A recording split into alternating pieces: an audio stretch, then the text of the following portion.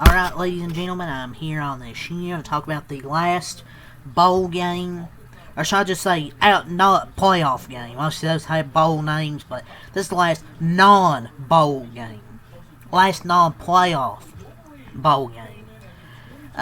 So Wake Forest and the Mississippi Wake Forest Deacons and the Mississippi State Bulldogs square off in the Duke's Mayo Bowl. Wake Forest, I believe, at some point had a 30 to something lead. I can't remember what it was. 30 to 12, but Mississippi State, started to make a comeback. Camario Taylor played his ass off. Unfortunately, he suffered a bad injury at the end, man. Just watching that play live, it didn't look good. The cart had to come out. He was playing well, man. 241 yards passing and a touchdown. He had a rushing touchdown. Just hope it's not too bad of an injury, but I'll just say it, man. It didn't look good in live action. And then I think it was, I forgot what it was. Maybe 29-27? At least close to it. I can't remember off the top of my head. But Mississippi State then blocked the extra point, and then they returned it to house, make it 36-29. But then, I believe they got a stop. They punted down 7 with 2 minutes and 30 seconds left. And they gave up a 65-yard touchdown immediately. I don't know why you punt there. I'm kind of questioning that decision. But yeah, at the end there, Taylor's just the usual case of the quarterback that will be a bust with all the injuries.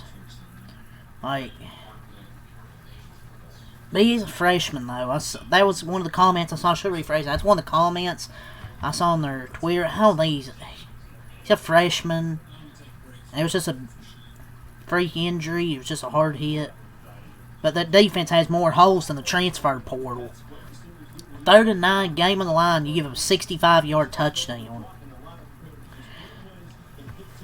Shouldn't punt when your defenses gave up, 36 points? Terrible ass defense. 3rd and 9, like a 65-yarder.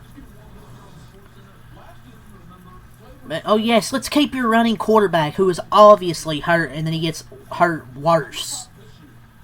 I don't know why you punt when your jackass defense can't get a stop. Man, that SEC physicality, ladies and gentlemen. 148 total rushing yards and 4 a carry for Wake Forest. Mississippi State only 114 rushing yards, 2.7 a carry. Man, that physical SEC, I was told. But your final score ended up being 43-29. That was a fun comeback.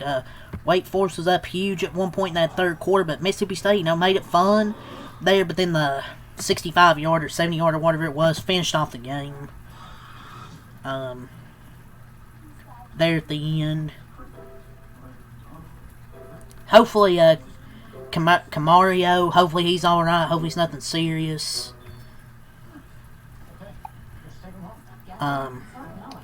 Maybe they need to fire some people on that staff. The defense still sucks. The offense was trash. And I feel like their coach, Levy's, right back on a scorching hot seat because that game was just a complete shit game from Mississippi State. Levy's effectively ruined this team last year, this year, and already the next year if Camario has a serious injury. But it's just an unacceptable performance on a national level. Strength and conditioning, O-line and DB's coach need to be gone before they even land in Starksville. Shout out to the one for playing his tail off. There are a few others that showed up, but they got to do some work in the offseason. When people said Levy was going to bring Ole Miss to Mississippi State to new levels, a 5-win, 8-loss season, it's not what you were hoping for. Man, they treated Camario so dirty this entire game. I don't even know if he should have went back in. But this team wasn't even supposed to play. Should be embarrassed to even accept it. They hadn't won a game since November 1st. I was told the worst team in the SEC would beat a team in every other conference. Oh, it was just the SEC fans. Sorry. But hopefully their QB's okay. He's a baller, but let the starting quarterback get fucking hurt. The SEC, the mighty SEC, 4-9 in bowl games. Yeah, just Wake Forest really dominating the trenches tonight for 248 rushing yards and only held Mississippi State to 114. Their defense and the Mississippi State defensive backs were trash. But let's go over the stats. Wake Forest ends their season 9-4, scored 43 points. Scored 15 in the first quarter, 0 in the second quarter, 15 in the third quarter, 13 in the fourth quarter. Scored 13 plus points in 3 out of the 4 quarters. Mississippi State ends their year 5-8. Wake Forest is the Duke's Mayo Bowl champions. Mississippi State ends their year 5-8. They had 6 in the first quarter, 3 in the second quarter, 11 in the third quarter, 9 in the fourth quarter. Robbie Ashford, 20 of 33, 303 yards, 3 touchdowns, 1 interception, had 14 runs, 50 yards, 3.6 carry, and 2 touchdowns, 5 total touchdowns for Robbie Ashford. Ty Clark the third, 17 runs, 91 yards, 5.4 a carry, 148 rushing yards as a team. Receiving, Ty Clark, 3 catches, 73 yards, and a touchdown. Carlos Hernandez, 6 catches, 73 yards. Jack Foley, 1 catch, 64 yards, and a touchdown. Sterling Burkhalter, 5 catches, 34 yards. Sawyer Rasanelli, 1 catch, 25 yards. Cameron Johnson, 2 catches, 24 yards, and a touchdown. Defensively, they had 5 sacks, 11 TFLs. Their kicker, Connor Calvert, 3 of 4 on extra points, had 1 blocked. Kamario Taylor, 13 out of 22 throwing, 241 yards, 1 touchdown. No interceptions, had 18 runs, 63 yards, 1 touchdown. The backup went 3 of 5, 53 yards. Fluff Bothwell, 14 runs, 38 yards. He couldn't do much. Brendan Thompson, 4 catches, 160 yards. Anthony Evans, the third, 4 catches, 80 yards. San Francisco McGee, 2 catches, 47 yards and a touchdown. Aiden Williams, 2 catches, 30 yards. And Sado Traore, 1 catch and 11 yards. Defensively, they had 1 sack, 2 TFLs, 1 reception from Brylan Lanier. Kyle Ferry, how do I say his last name? Furry. I don't know. 4 for 4 on field goals. Let's go over the team stats, and then we'll talk about NFL news, because I don't want to save that just for after the Warriors game. I want to talk about the Warriors tonight. But let's talk about the team stats here. Then we'll move on to NFL news.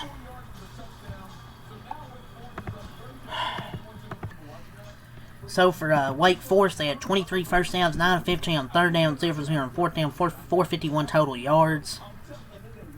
90 yards of pass, 148 rushing yards on 35 attempts, 4.2 a carry, 9 penalties for 76 yards, 1 turnover with 1 interception, 31 minutes of time of possession for Mississippi State. 20 first downs, 3 of 14 on third down, 0 for 2 on fourth down. 408 total yards, 10 yards per pass.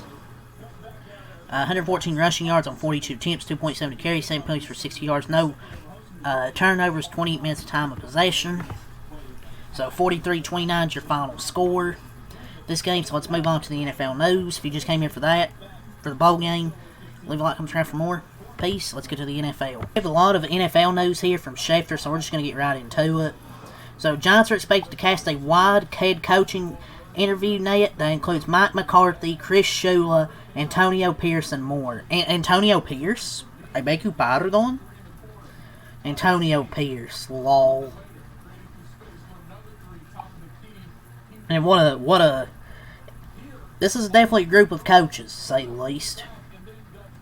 NFL draft news, Marlon Klein, Michigan Titans declaring for the NFL draft. Lamar Jackson back is practicing Friday, which is significant. Makes the first time in 2 months that he's participating in a full week of practice. For the first time in 2 months, he's had a full week of practice. Dolphins signed running back Donovan Edwards to their active roster off Washington's practice squad, and placed tight end Darren Waller in injured reserve. Commanders QB Marcus Mariota is outstanding versus the Eagles. Josh Johnson will start again. The Ravens announced they signed nose tackle John Jenkins to a contract extension. The Colts have ruled out Sauce Gardner and Will Mallory, calf and lung, for Sunday's game versus the Texans. The return of J.J. McCarthy. J.J. McCarthy hand has no injury designation and will start Sunday per Kevin O'Connell. Bills QB Josh Allen's off the injury report for Sunday's game versus the Jets, so I guess Josh Allen's going to play, maybe. T.J. Watt said, I feel really good. Not sure that I could have said that a week ago. I'm excited to play, so it looks like T.J. Watt's going to play on Sunday. Some more NFL draft news. Jack injuries. Texas tight ends entering the NFL draft.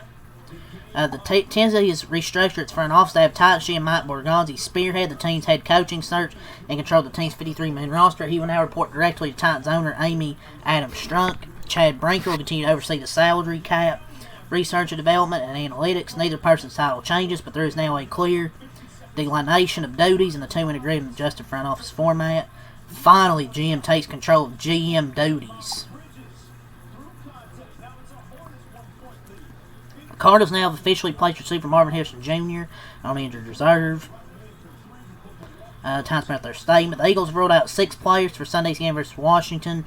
They've ruled out Jalen Carter, Kobe Dean, Mark Sepps, Dallas Carter, Lane Johnson, and Jalen Phillips. John Campbell fully practiced. Patriots receiver Stephon Diggs and defensive tackle Christian Barmore both declined to comment on the pending charges against each player in separate alleged assault cases. Chargers are listing running back Maureen Hampton as out for Sunday's game at Denver. The Raiders are listing QB Geno Smith as out for Sunday's regular season finale against the Chiefs. The Rams starters are expected to play Sunday regardless of the team's playoff seeding. Sean McVay said. T.J. Watt said, "I'm really excited to get back out here and leave it in front of Steelers Nation and leave it all on the field." So it looks like he's going to be back Sunday night. Jaguars reached agreement today with offensive lineman Cole Van Lannon on a 3-year, $51 million extension. That includes $32 million guaranteed. Deal could be worth $55 million in incentives. That's all from Schefter. See if we have anything from JPA football here. Nope. See if we have anything from Rappaport. But yeah, Lamar Jackson's officially good to go, and so is T.J. Watt. Looks like the main players, are officially ready to go.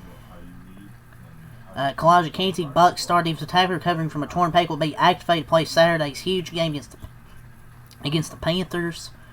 Kyron Williams will be listed as questionable, but he'll likely play, and Tyler Higbee's expected to be activated off injured reserve. Season's over for Dwandale Robinson, though he clipped 1,000 yards, one of the top free agency receivers. Cordell Flott, Javon Holland, Dwandale Robinson, guys like that are out for this game. So all hands on deck. Falcons coach said Drake London, Darnell Mooney, and Kyle Pitts are all expected to play on Sunday against the Saints. They're all questionable, but they should play. Amon-Ra St. Brown, knee and ankle, is treating the right way to play. Coach Dan Campbell says the Panthers did not activate standout guard Robert Hunt for their game on Saturday, though he could be back for the playoffs. Patriots head coach Mike Vrabel told reporters it looks good for left tackle Will Campbell and defensive tackle Milton Williams to be activated off injured reserve for Sunday's game versus the Dolphins. Here's some situation to watch. Harbaugh said Rashad Bateman, Marlon Humphrey are sick. He said Bateman was on the field before practice, running around a bit, so hopefully both of them will play. But yeah, that's all the news. So, leave a like, comment, subscribe for more. Peace.